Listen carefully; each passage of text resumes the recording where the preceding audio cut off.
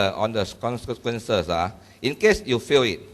So this one, the lawsuit coming and you will be in prison. How did you survive after that? Of course, you will have an option. It's not true to say that I did not have an option. At that time, I tabled a bill in Parliament to strengthen the anti-corruption agency. Most ministers, UMNO, MCA, Gerakan, and the MIC minister were not in favor.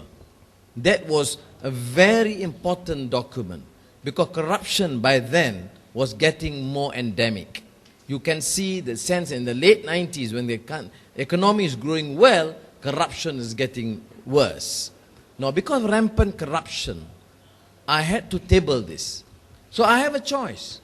I could have withdrawn the bill and any further action on corruption. There were also investigations against the ministers. There was this Prawaja investigation. And that involved, of course, Vicky Lingam.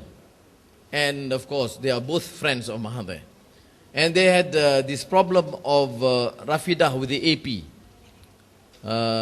import permit for cars. There was the problem of Rahim Tamici with so much money accrued to his accounts. Now, I did not instruct the investigations. The ACA gave me the report. Now, my duty as chairman of the Cabinet Committee on Governance is only to submit and appeal to Dr. Mahathir to take action. So I have a choice. I could just close the file, shut up, and be made a prime minister. But I think, why do I choose to be in public service, if not to serve and respect the rules and principles of governance? So I knew the risk. Of course, I did not know, I did not expect I will be beaten and assaulted in that manner by the Inspector General of Police. I did not expect to be imprisoned, or first the conviction of 15 years and then imprisoned 6 years in solitary confinement. And I thought this is unimaginable. But we have passed this phase. I think I've grown to be wiser now, and we are prepared for this to launch a second episode in our struggle.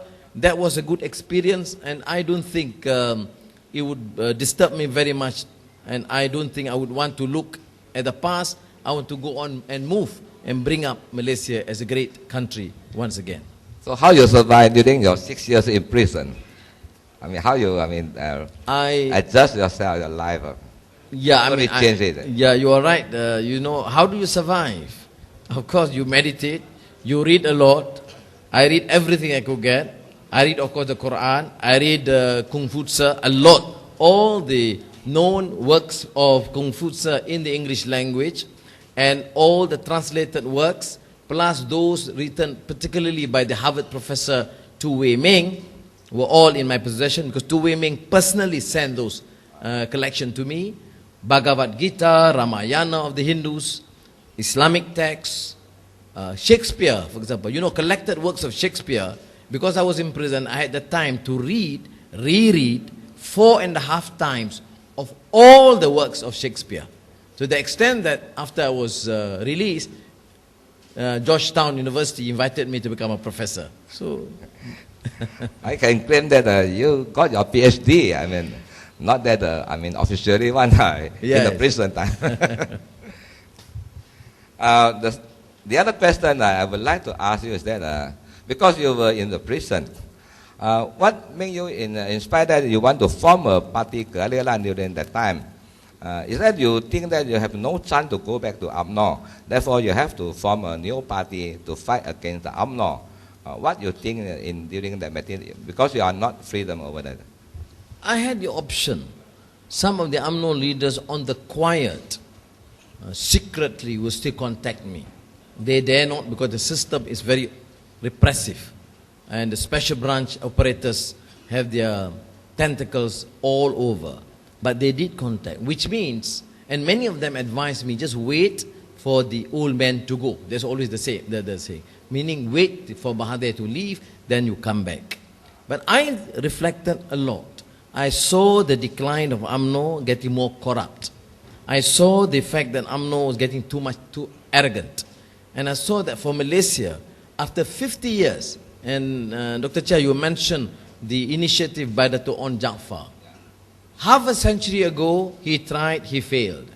But I thought after half a century, that we will have more Malaysians mature enough to understand that this country is for the Malays, for the Chinese, for the Indians, and therefore we have to move on.